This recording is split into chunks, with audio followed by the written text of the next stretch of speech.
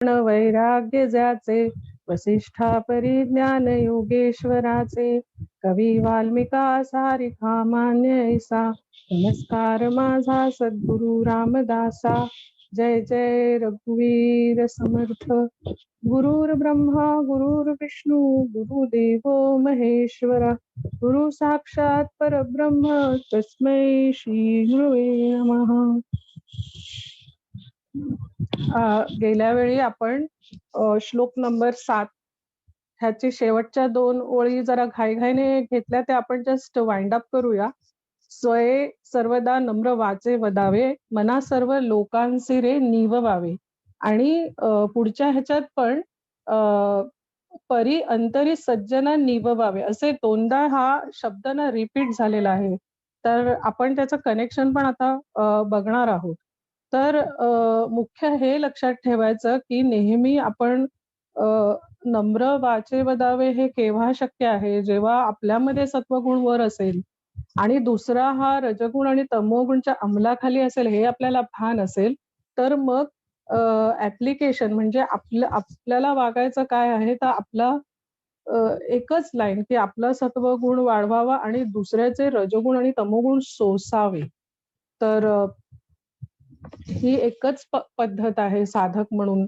आणि आपल्याला माहितीये की बोलायला हे खूप सोपं आहे, पण जेव्हा ऍक्च्युली तशा काही परिस्थिती तयार होते व्यक्तीमुळे किंवा वस्तूमुळे, तर आपल्याला हे निभवणं फार कठीण जातं. म्हणून तर मनाचे श्लोक आपण लाईटली घेतो, पण ते वागताना किती अवघड आहे हे पुढचे 8, 9 आणि 10 आणखीन उत्तरोत्तर आपल्याला ते कळेल की किती अवघड गोष्टी करण्यासाठी आहेत ह्याच्यामध्ये जे सांगितलंय त्या. तर अशी ही आपली एक तात्विक बैठक जी म्हणतात. मनुष्य एकदम इलॉजिकल जीवन जगत असतो. आपल्याला लॉजिकल जगण्याला माहितीच तर्कशुद्ध जीवन आणि कर्कश जीवन ह्या 2 गोष्टी. आपण कसं मी किती लॉजिकल असा ढिंडोरा पिटून जे नुसतं बोलण्यासाठी आपण लॉजिक बोलतो, ते कर्कश जीवन. आणि कर्कश जीवन हे नेहमी ह्याचा बेस रजोगुण असतो. आणि जो तर्कशुद्ध जीवन जगतो, लॉजिकल जीवन जगतो, त्याचं तात्विक बैठक ही सत्वगुणाची असते. हा फरक असतो दोघांमध्ये. आणि असं जर आपण तर्कशुद्ध जीवन जगलो, प्रयत्न केला, तर मग आपलं जे अनुसंधान असतं ते टिकून राहतं आणि चित्त शुद्ध शांत राहतं. त्याच्या मागचं फळ हे आहे. म्हणून पटकन दुसऱ्या ती नंतरची लगेच बघा ती ओवी आली, श्लोक आला, मना सर्व लोकांसी रे निववावे. तर आपला विषय झाला होता की रोजच्या जीवनात असे पण आपण सगळे काही ना काही ह्यांनी अशांती असते, पेटलेले असतो, काही ना काही गोष्टीने सतत चित्त आपलं क्षुब्ध असतं. आणि असं जो शुद्ध चित्त त्याला निववावे म्हणजे त्याला कूलिंग डाऊन प्रोसेस आहे. तर कसं असतं माहितीये, समाजामध्ये राहायचं असतं तर त्याला आपण आपल्या परीने शांत करायचा प्रयत्न केला तर तो प्रसन्न राहतो. आणि तो प्रसन्न राहतो तो मला त्याच्याशी समाजामध्ये माझी काही देवाणघेवाण करताना माझं काम पण व्यवस्थित होतो. हा त्याचा एक मेन फायदा आहे. म्हणून लोकांचे निववावे. आणि जर मी साधक आहे असं मी समजते स्वतःला, तर मग ही साधनाचा भाग म्हणून मला हे करायलाच पाहिजे. मी असं नाही बोलून चालणार की नेहमी मी कशाला शांत राहू. अरे शांत राहण्यासाठीच तर हा सगळा आपला अभ्यास चालू आहे, चिंतन सुरू आहे. आणि जेव्हा मॅच खेळायची वेळ येते, जेव्हा आपण मैदानात ऍक्च्युली बॅटिंग करायला जातो, तेव्हा हे सगळं आठवावं आपलं ट्रेनिंग. म्हणून जेव्हा आपण समाजात जातो तेव्हा तो आपापल्या परीने प्रत्येक जण तिथे पेटलेला असतो. म्हणजे आपलं आचार, विचार, आपलं बोलणं त्याच्याशी आणि आपलं वागणं त्यांच्याशी, हे सगळं जर आपण एक सत्वगुण वर ठेवून आपण जर हे करू, तर मग हळूहळू निवतो. त्यांच्यावर पण त्याचा इफेक्ट होतो. आपण पहा ना, संतांच्या जर संत माणूस असेल आपल्या बाजूला पण ते बसलेले असतील चेअरवर, आपल्याला इतर वेळी पण किती बोलतो, आपल्याला त्यांच्यासमोर काय बोलावं असं नाही, कारण ते निवलेले असतात. म्हणून ती पुढच्या ह्याच्यात पण आलेली आहे, सज्जनांना निववावे. ते प्रसन्न असतात नेहमी, कूल असतात. म्हणून त्यांच्या बाजूला जेव्हा त्यांचा सहवास घडतो, सत्संग घडतो, तेव्हा आपण किती पण रजगुणमध्ये असतो, तर आपण प्रसन्न आतूनच फील फील करतो. कोणी सांगत नाही आपल्याला की गप्प बसा वगैरे असं. तर हा त्याचा इफेक्ट असतो. आणि तो आपल्याला सज्जन लोकांमध्ये आपल्याला खूप सारा वेळ आपल्याला पाहायला पण मिळतो. तर असं त्याने ते कमवलेलं असतं. आणि दुसरी एक गोष्ट नेहमी समाजासाठी एक गोष्ट सांगतात, की मी समाजासाठी काहीतरी करते हे वाक्य किंवा मी घरासाठी काहीतरी करते, हे वाक्य खूप डेंजरस आहे. म्हणजे का डेंजरस आहे? तर मी समाजासाठी काहीतरी करते, समाजाने माझ्यासाठी काहीतरी मग करायला पाहिजे रिटर्न. घरामध्ये मी काहीतरी करते, तर घरवाल्यांनी माझ्यासाठी काहीतरी करायला पाहिजे. नाहीतर मी अशांत होते. म्हणून हे डेंजरस आहे. म्हणून नेहमी आपला संपर्क असताना समाजाशी, घरच्या परिवाराशी, लोकांशी हे लक्षात ठेवणं आहे. ह्याच्या मागची हे अर्थ आहे. तर हे गेल्या वेळी थोडासा हा पॉइंट राहिला होता आणि आपण आता पुढच्या श्लोकाकडे चाललो आहोत. त्याच्यामध्ये देहे त्यागिता कीर्ती मागे उरावी, मना सज्जना ह्याची क्रिया धरावी. हा पण विचार झाला होता, पण थोडा घाईघाईने झाला होता.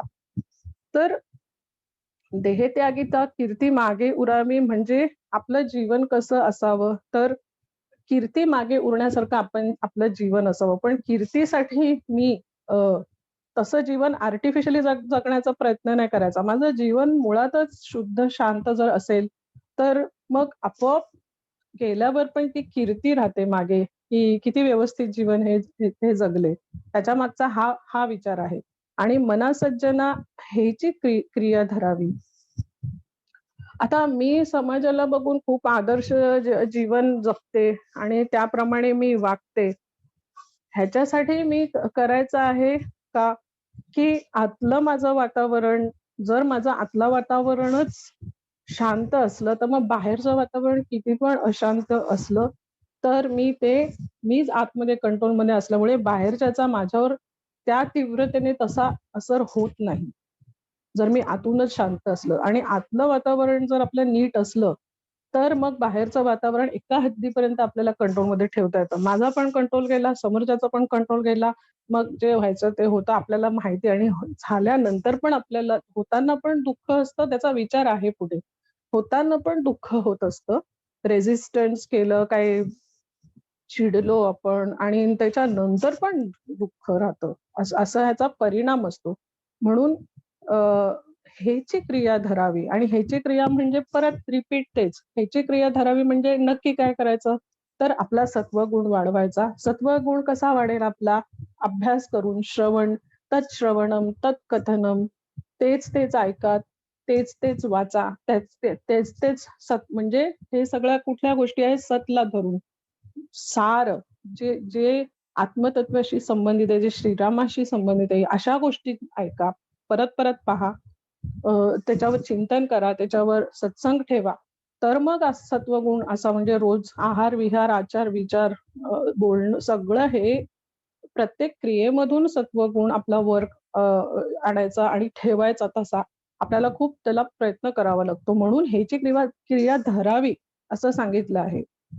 आणि सत्वगुण वाढवावा स्वतःचा आणि दुसऱ्याचं तमोगुण. आपला विचार झाला होता मागे, की जसं लहान मूल आपण सोडून देतो आणि पिलेल्या माणसाकडे कसं आपण दुर्लक्ष करतो, की हात पियायची म्हणजे दारूच्या अंमलाखाली आहे, तसा हा रजोगुणाच्या अंमलाखाली असं म्हणून आपण दुर्लक्ष करतो आपण त्याच्याकडे आणि ह्याची क्रिया धरावी. मग ते लोकं निवतील आणि आपण पण सर्व लोकांचे निववावे. हा भाग गौण आहे खरं म्हणजे.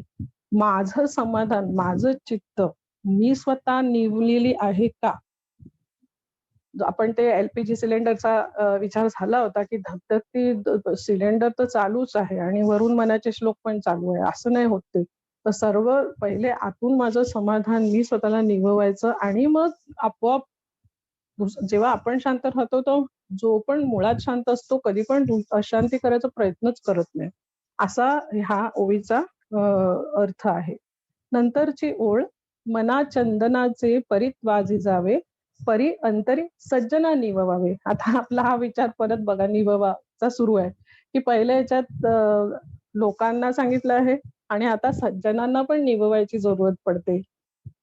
म्हणजे किती ह्या गोष्टीचं महत्व आहे. दोन ठिकाणी ह्याचा विचार झाला आहे. पहिल्या ह्याचा विचार करूया. चंदन आणि झिजावे. प्रत्येकाला हा दृष्टांत माहिती आहे, की चंदनाचं खोड उगाळलं तर त्याचा सुगंध येतो. पण ते अचेतन आहे, जड आहे. सुगंध आपल्याला चेतन लोकांना घ्यायला किती छान वाटतो चंदनाचा सुगंध. पण ते खोड कधी घासल्यावर एवढं झिजतं ते, झिजून जितकं झिजतं तेवढं जास्ती सुगंध येतो.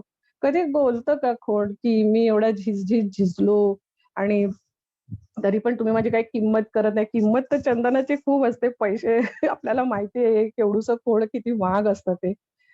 कारण त्याची ती खासियतच आहे, की जितकं तुम्ही घासा त्याच्यातनं त्याचा सुगंध निघतो. पण तो बोलत नाही कधी चंदनाचं खोड, की मी इतकं झिजलो आहे, माझ्यामुळे एवढा सुगंध आहे आणि तुम्हाला माझ्यामुळे बरं वाटतंय. पण आपण काय करतो मनुष्य, जितकं आपण झिजतो तितकं आपल्याला कधी ना कधी त्रासून बोलतोच, की डॉक्टर काका असे म्हणतात म्हणतात, की आपल्या प्रापंचिकाचा एकदम आवडीचा शब्द आहे, की ती मर, मर, मरते, कर, कर, करते. आणि ते असे बोलतात आणि मी पाठी-पाठी पण बोलतो, रक्ताचं पाणी असं सगळं. तर हे सगळे वाक्य आपण कितीतरी वेळा बोलून बोलून दाखवतो.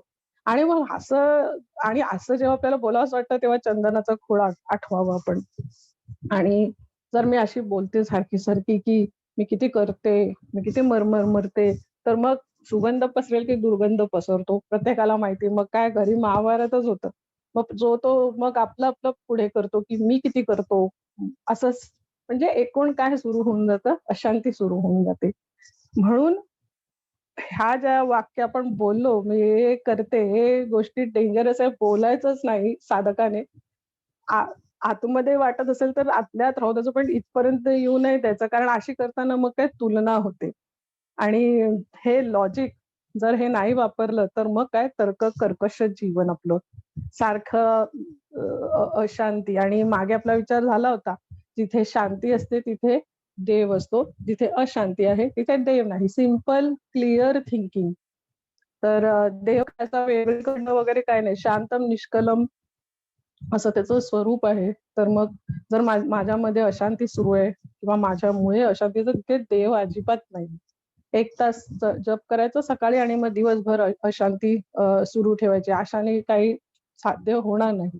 म्हणून हा नेहमी चंदन आठवावा जेव्हा आपल्याला मी किती करते, मर त्याचं झिजते वगैरे बोलताना ही ओवी श्लोक हा आठवावा.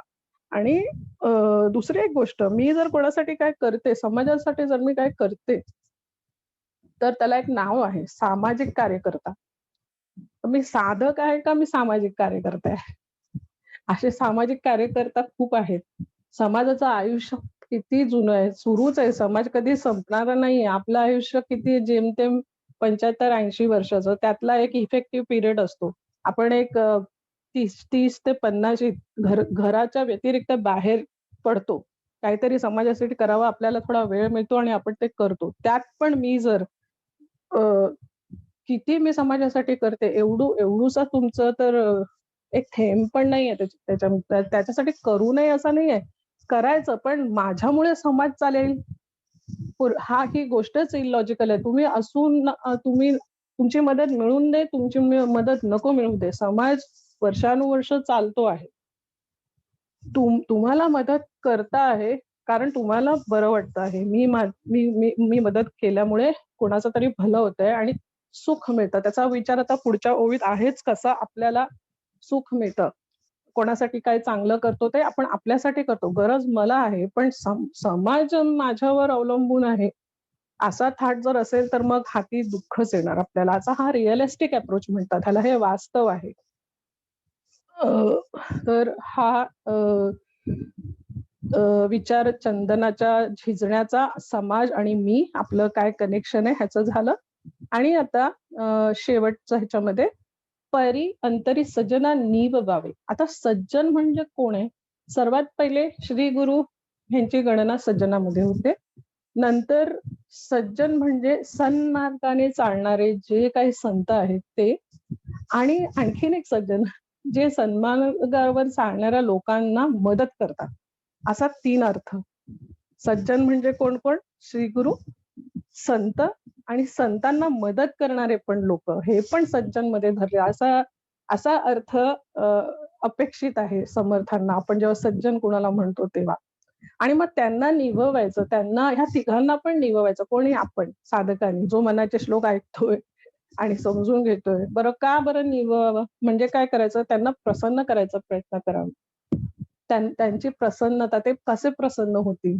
मग आपल्याला माहिती आहे प्रसन्न करण्यासाठी, श्री गुरूंना प्रसन्न करण्यासाठी काय करायचं, तो वेगळा विषय होईल. संतांना प्रसन्न ते केव्हा होतात? त्यांच्या सांगण्याप्रमाणे आपण चालतो तेव्हा ते प्रसन्न होतात. अशा लोकांना मदत करणाऱ्या लोकांना प्रसन्न, ना मला डायरेक्ट नाही मदत त्यांना करता, तर त्यांना मदत करणाऱ्यांना मदत करावी, असा ह्याचा अर्थ होतो. कारण का? कारण ते नेहमी आपल्या भल्यासाठी, हे तिन्ही पण, पहिली 2 आपल्या भल्यासाठी सांगतात. आपल्या भल्यासाठी त्यांनी त्यांचं संपूर्ण आयुष्य, पूर्ण आयुष्य त्यांनी त्याच्यासाठी दिलेलं असतं. आणि 2 शब्द आपल्या भल्याचे ते सांगतात, म्हणून आपण त्यांना निभवायचं. गरज मला आहे. ते 2 शब्द मी ऐकते, माझं जीवन चांगलं होतं.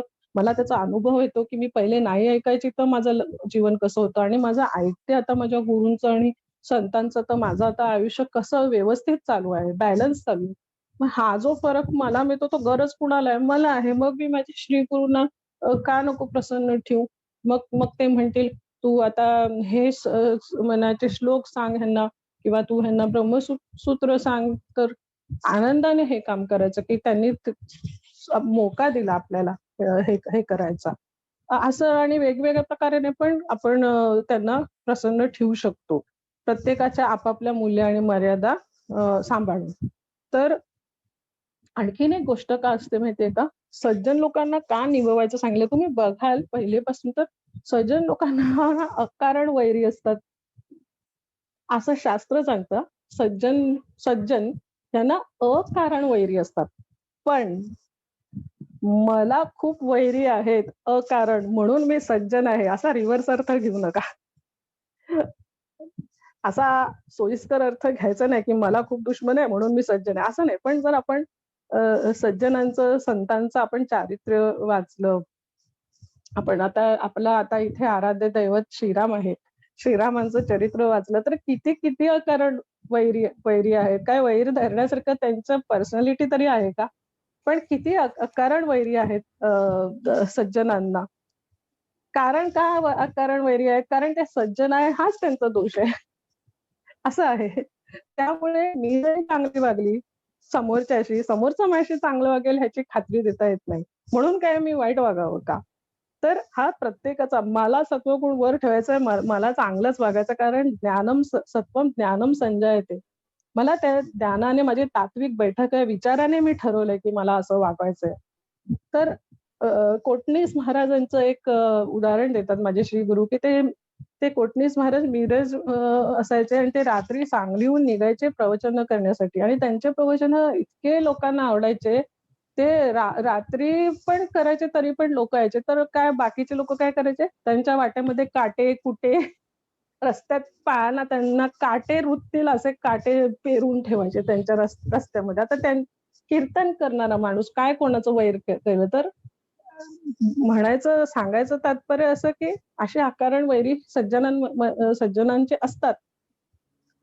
तर त्या कारणाने आपण त्यांना हे निभवावे. तर आपला हा पण झाला, की लोकांचे निभवावे, सज्जनांचे निभवावे, आणि असं केलं तर मग काय होणार आहे, माझं पण चित्त शुद्ध, शांत, प्रसन्न, आणि जसं मनाचे श्लोक आपण ऐकतो त्याप्रमाणे आपल्याला वागायला पण जमेल. एकदा आपण समजून घेतलं तर मग ते जमू शकतो. आणि आता आपण चाललो 9व्या श्लोकावर. आपला 8 नंबरचा श्लोक झाला. आज 10 पर्यंत जर झालं तर चांगलं आहे, पण आपण समजून करूया. आता नको रे मना द्रव्य ते पुढीलांचे, अति स्वार्थ बुद्धी मोरे पाप साचे. आता पुढीलांचे द्रव्य म्हणजे काय? आपले अगोदरचे जे आपले वडिलोपार्जित धन किंवा प्रॉपर्टी जे म्हणतात ते. पुढीलांचे ते नको. का नको? 3 कारण आहेत त्याच्यासाठी. नंबर 1 कारण, पहिली गोष्ट, पुढीलाचे द्रव्य जर मला वडिलोपार्जित काय माझ्या प्रारब्धाने मला मिळालं आणि जर मी त्याच्यावर अवलंबून राहिले, मला ते पाहिजेच असं मी जर हट्ट केला, तर काय होतं, मी निष्क्रिय होण्याची संभावना असते. कारण मला मिळतंच आहे, का बरं मी नोकरी आणि हे करू? मग मी आळशी, निष्क्रियता वाढते, आळस वाढतो आणि जिथे निष्क्रियता आहे, जिथे आळस आहे, तिथे तमोगुण आहे आणि जिथे तमोगुण आहे, तिथे परमार्थ नसतो. तिथे सत्वगुण नसतो. अशी ही आपण लिंक लावायची. परत रिपीट करते, वडिलोपार्जित धन ह्याने मला आळस येणार, मला काही करावंसं नाही वाटणार कारण आयतं खायला मिळालं आहे. निष्क्रियता येणार, आळस येणार, आळसाने तमोगुण, तमोगुण आला की मला परमार्थ करता नाही येणार आहे. हा पहिला कारण आहे. म्हणून परत एकदा नको रे मना द्रव्य ते पुढीलांचे. नंबर 2 पुढीलांचे द्रव्य जर खायची सवय झाली आपल्याला, तर मग काय असतं, वाटेकरी असतो, भावंड असतात, बहीण असते आणि वाटेकरी असलं तर त्याला मिळालं कमी, मला मिळालं जास्त, मला कमी, त्याला जास्त.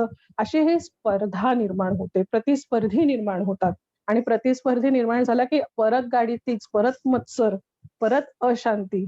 पहिले आळस आला त्याच्यामुळे, दुसरी गोष्ट मला आता मत्सर कमी जास्त माझ्या मनामध्ये भाव आले, दुसरा भाग हा आणि तिसरी म्हणजे तिसरी गोष्ट म्हणजे त्याच्यावर आपण डिपेंडेंट म्हणजे त्याच्यावर पूर्णपणे अवलंबून राहतो. आता एवढा-एवढा दिलेला आहे आपल्याला, जोपर्यंत तो संपत नाही, तोवर आपण काहीच करायचं नाही.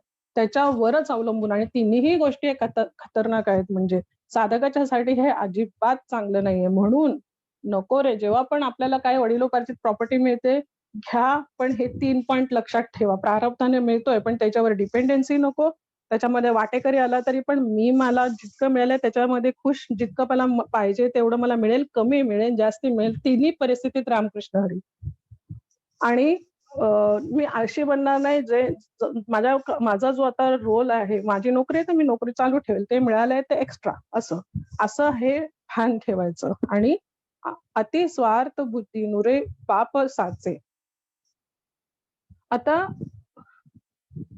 पाप, पाप शब्द आपण गेल्या वेळी पण आपल्या पापाचा विचार झाला होता आणि सगळ्यांना माहिती आहे, सिंपल डेफिनेशन आहे. पाप म्हणजे जे आपल्याला आत्मस्वरूपापासून दूर नेतं, ते म्हणजे पाप. आणि पुण्य म्हणजे जे आपल्याला आत्मस्वरूपाच्या जवळ नेतं. बस एवढी साधी वाटणी करायची आपल्याला. पुढे पाप केलं तर नरकात आणि स्वर्ग हे इकडच्या इकडे स्वर्ग आणि इकडच्या इकडेच नरक मिळतो हे ते कसं ते पुढच्या ओळीत क्लिअर होतं. घडे भोगणे पाप ते कर्म खोटे. लगेच समर्थांनी पुढची ओळ सांगितली आपल्याला, की पाप केलं तर त्याचे फळ म्हणजे काय? दुःख. पुण्य केलं तर त्याचं फळ काय? सुख. प्रतिकूल संवेदनीयम दुःखम, अनुकूल संवेदनीयम सुखम. मी जर पाप केलं तर मला तिकडच्या तिकडे दुःख मिळणार आहे, तिकडच्या तिकडे. तर एक उदाहरण देतात माझे श्री गुरु नेहमी, कसं ते आपण बघू. एक पुण्याचं उदाहरण बघू आणि एक पापाचं उदाहरण बघू. आता पापाचं घेऊया पहिले. समजा मला चोरी करायची, कोणाच्या घरी चोरी करावीशी वाटली. चोरी करायच्या पहिले दहशत असते मला, मी पकडली जाईल की नाही पकडली जाईल. चोरी करताना कोण येईल का, मी पकडलं जाईल, भीती, दहशत. आतमध्ये चित्त चलबिचल चालू आहे, म्हणजे दुःखच आहे. करताना पण दुःख आहे पाप करताना. आणि एकदा चोरी केली, समजा चोरी केली मी सक्सेसफुली, धन घेतलं, लंपास केलं, तरी पण परत जर माझी फिर्याद केली आणि मला पोलीस आले तर पकडायला, दहशत तिन्ही ठिकाणी. पाप करताना दुःख, पूर्वी पण दुःख आणि नंतर पण दुःख. पास्ट, प्रेझेंट, फ्युचर तिन्ही काळी मला दुःख पापामुळे.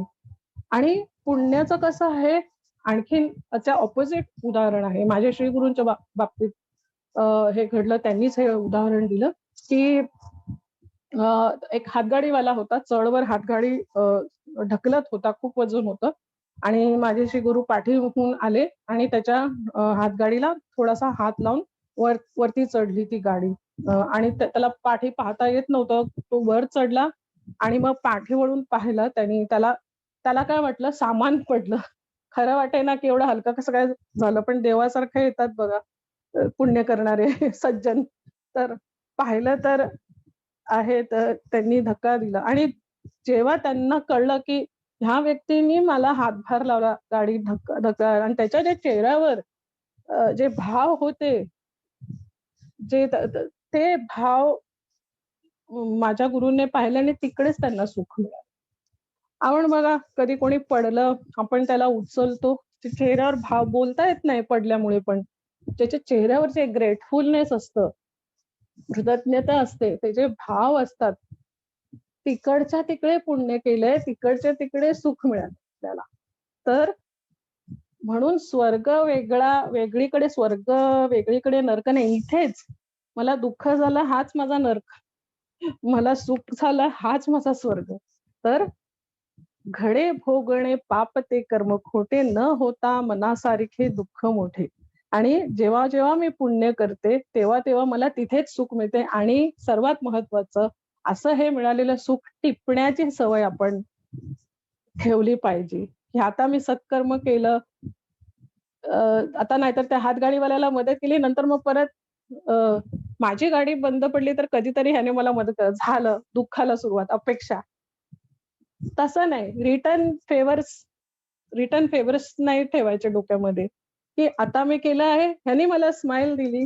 कुणाला आपण कुठल्याही प्रकारची मदत केली आणि चेहऱ्यावर त्याचा पहिले त्रासलेला चेहरा आणि नंतर चेहरा प्रसन्नतेने माझ्याकडे पाहिलं, झालं. माझं पुण्य तिकडच्या तिकडे मला मिळालं. बस हे इतकंच आपलं वागणं आणि इथपर्यंतच अटॅचमेंट ठेवायची. कारण त्याच्या पुढे जर तुम्ही केलं तर मग सगळं समीकरण बिघडून जातं आपलं.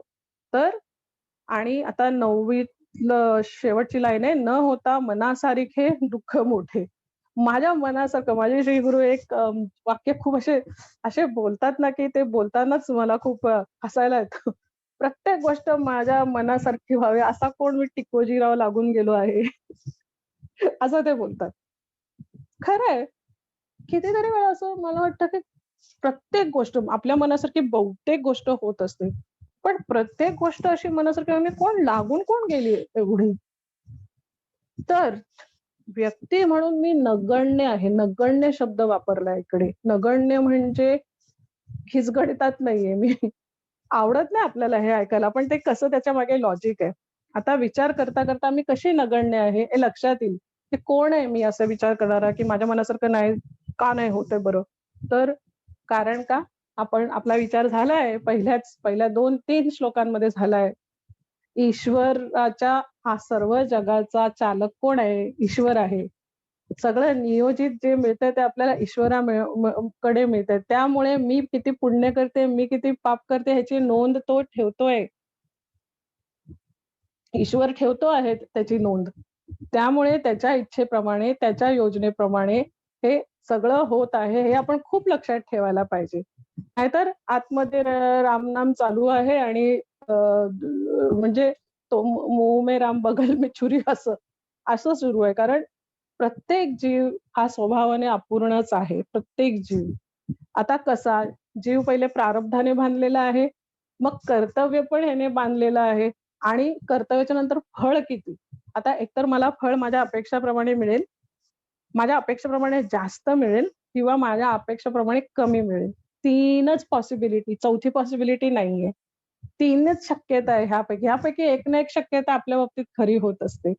तरी पण आता इथे ॲप्लिकेशन माझ्या अपेक्षाप्रमाणे जरी मिळाला तरी रामकृष्ण हरी.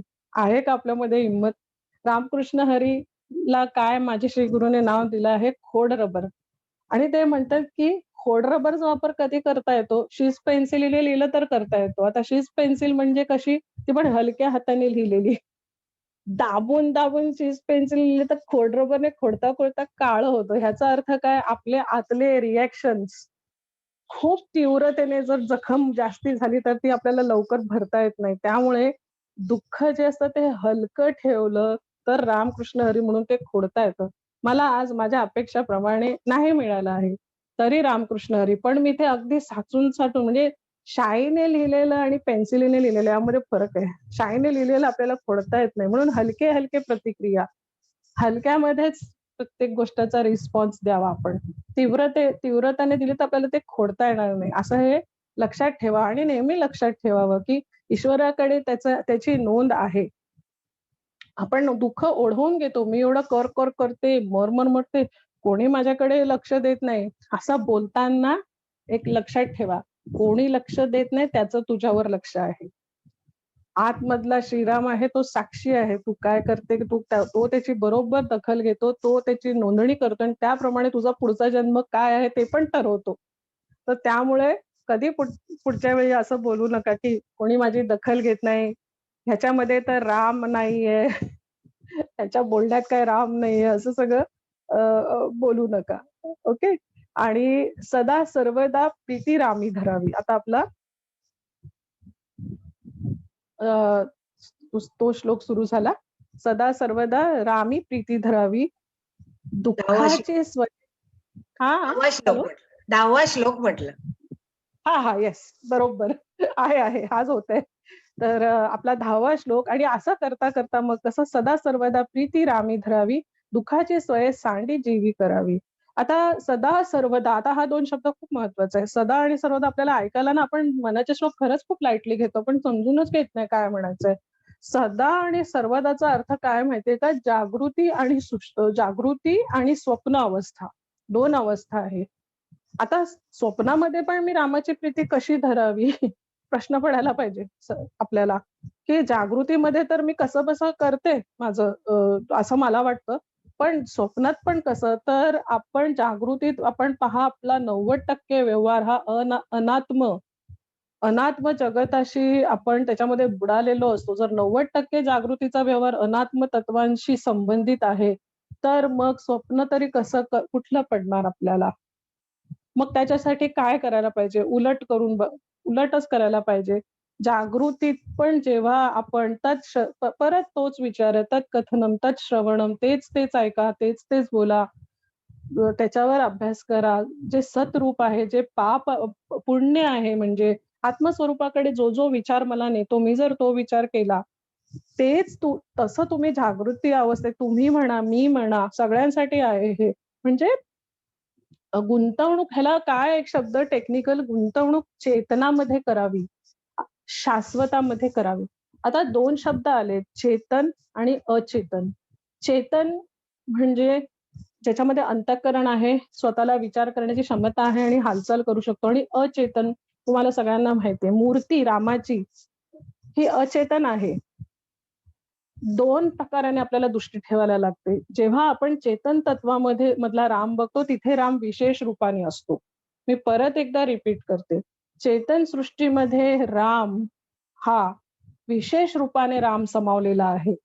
कसा तो आपण नंतर डिटेलमध्ये पुढच्या वेळी विचार करू. आता फक्त समजून घ्या. आणि अचेतन पदार्थामध्ये राम हा सामान्य रूपाने आहे. ह्या 2 गोष्टी. तर जेव्हा जेव्हा मला आणि असा हा भान जर आपण ठेवला की राम कधी नाही असं होत नाही, अचेतन मध्ये पण तो आहे, पण तो सामान्य रूपाने आहे. आणि चेतन तत्वामध्ये जेव्हा जो राम असतो, म्हणजे जीव चैतन्य, जितकी काही चेतन सृष्टी आहे त्याच्यामध्ये जो राम वसलेला आहे ना, तो कसा आहे? तो विशेष रूपाने आहे. आता तुम्हाला कदाचित चिदाभास हा शब्द कदाचित माहिती असेल, कदाचित माहिती नसेल. तर मला माहिती नाही, तुम्हाला हे शब्द मी पुढच्या वेळी हे जास्ती क्लिअर करणार आहे. आत्ताला फक्त ऐकून घ्या की कूटस्थ चैतन्य. सिंपल उदाहरण देते. कूटस्थ चैतन्य जेव्हा म्हणजे घटाकाश, मठाकाश आणि महाकाश. एक छोटा घट आहे, त्याच्यामध्ये स्पेस असतेच. तो मी एका रांजणामध्ये ठेवला तर दोन्ही रांजणामध्ये पण स्पेस असते, छोट्या घटामध्ये पण आकाश तत्व असतं आणि रांजणामध्ये पण असतं आणि रांजणाच्या बाहेर पण असतं. छोटा घट फुटला तर त्याच्यातला आकाश मोठ्या रांजणामध्ये आणि तो एक होतो. फक्त तो घट फुटला. मोठं रांजण फुटलं तर त्यातला जो आकाश असतो तो महाआकाशामध्ये विखरून जातो. गिरीशा साधारण 2 मिनिटं राहिली. मग हा जो पॉइंट आहे ना, हा आपण जरा समजून घ्यायची गोष्ट आहे. कुटस्थ चैतन्य, चिदाभास, हे जोपर्यंत समजणार नाही तोपर्यंत सदा सर्वदाचा अर्थ नाही कळणार. तर मी पुढच्या वेळी हे डिटेलमध्ये तुम्हाला समजावून सांगते. तसं पाहायला गेलं तर 10वा श्लोक पूर्ण नाही झाला आपला. आपण पुढच्या वेळी ह्याचं डिटेल घेऊ की कसं काय सदा सर्वदा रामाची प्रीती आपण धरू शकतो. तो आतासाठी एवढंच बस. हरिओम.